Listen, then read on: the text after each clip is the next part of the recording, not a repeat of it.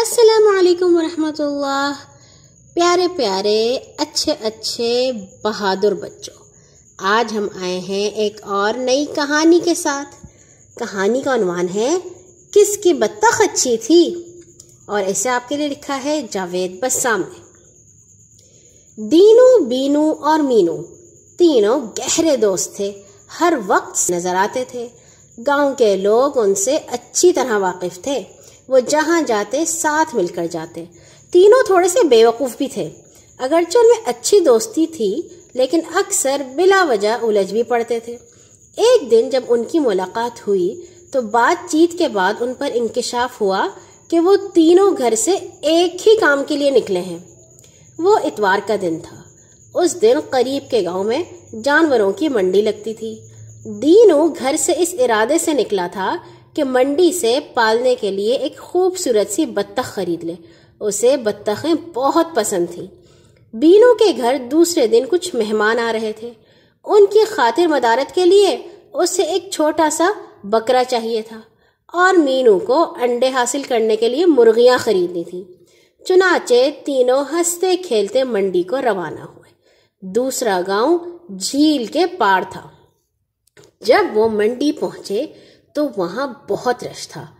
طرح طرح کے جانور وہاں بکنے کے لیے آئے ہوئے تھے۔ لوگ خرید و فروخت کر رہے تھے۔ وہ تینوں منڈی میں گھومنے لگے۔ ایک جگہ ایک آدمی بہت سی بطخیں لیے بیٹھا تھا۔ دینوں کی تو دلی مراد بھر آئی، وہ تو وہیں ٹک گیا۔ اگر اس کے پاس زیادہ پیسے ہوتے تو وہ تمام بطخیں خرید لیتا۔ خیر، اس نے اپنے لیے خوبصورت سی بطخ، جس کی چونچ اور پنجے زرد اور پر برف کی طرح سفید تھے، خرید لی۔ پھر وہ آگے بڑھے۔ انہوں نے پوری منڈی دیکھ ڈالی لیکن کہیں بھی چھوٹے بکرے نہ ملے۔ بکرے سب بڑے مل رہے تھے یا مہنگے تھے۔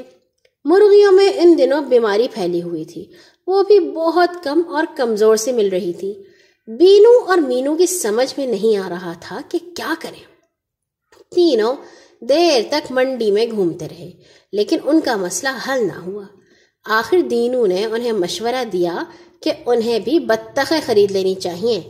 بطخیں دینو کی کمزوری تھیں۔ اس نے انہیں راضی کرنے کے لیے دلائل دینے شروع کیے۔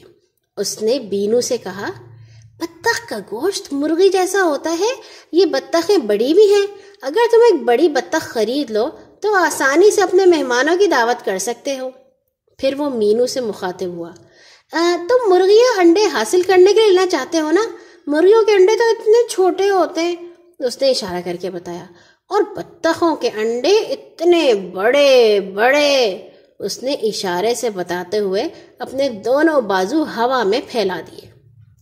مینو نے اسے گھونسا مارا اور بولا، مجھے پتا ہے بطخ کے انڈے کتنے بڑے ہوتے ہیں۔ بالآخر دینو نے دونوں کو اپنی باتوں سے قائل کر ہی لیا۔ ان دونوں نے بھی بطخیں خرید لیں۔ چونکہ تینوں دوست تھے اس لیے ان دونوں نے بھی دینو کی بطخ جیسی خوبصورت بطخیں پسند کی۔ تینوں خوشی خوشی اپنے گاؤں کو واپس روانہ ہو گئے۔ کشتی میں واپس آتے ہوئے وہ بطخوں کے بارے میں باتیں کر رہے تھے۔ انہوں نے ان کے پیر باندھے ہوئے تھے۔ وہ ایک طرف کو بیٹھی ہوئی تھی اور اپنی لمبی گردنیں اٹھا کر پانی کو حسرت سے دیکھ رہی تھی۔ باتوں کے درمیان میں ان میں بحث چھڑ گئی کہ کس کی بطخ بڑی اور زیادہ اچھی ہے۔ ہر ایک یہ دعویٰ کر رہا تھا کہ اس کی بطخ بڑی اور زیادہ خوبصورت ہے۔ کشتی کا ملا خاموشی سے اپنی کشتی دھکیل رہا تھا، اس کے چہرے پر ناگواریت تھی۔ آخر انہوں نے فیصلہ کیا کہ ملا سے معلوم کیا جائے۔ ملا، جو ان کے شور سے ناراض تھا، بولا، میرا کام کشتی چلانا اور مسافروں کو منزل پر پہنچانا ہے، میں بطخوں کے بارے میں کچھ نہیں جانتا۔ تینوں نے مایوسی سے سر ہلایا اور سوچ میں پڑ گئے کہ کیسے پتا چلے کہ کون سی بطخ سب سے اچھی ہے۔ آخر انہوں نے فیصلہ کیا کہ بطخوں کی ڈوریاں کھول دی جائیں تاکہ ان کے ٹھیک ٹھیک قد اور خوبصورتی کا پتہ چل سکے۔ جو ہی انہوں نے ڈوریاں کھولیں، تینوں بطخوں نے پر پھڑپھڑائے اور کشتی میں ادھر ادھر ٹہلنے لگی۔ تینوں دوست ایک بار پھر اپنی بحث میں الجھ گئے۔ بطخوں نے موقع غنیمت جانا اور خاموشی سے پانی میں اتر گئیں۔ یہ دیکھ کر تینوں بہت چھٹپٹائے کیونکہ ان میں سے کسی کو بھی تیرنا نہیں آتا تھا۔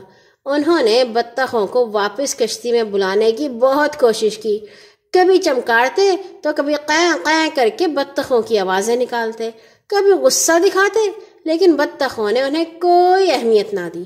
وہ آہستہ آہستہ کشتی سے دور ہو رہی تھیں۔ انہوں نے ملاح سے التجا کی کہ ان کی بطخیں پکڑ دے۔ ملاح بولا، میرا کام کشتی چلانا ہے، پانی میں اتر کر بطخیں پکڑنا نہیں۔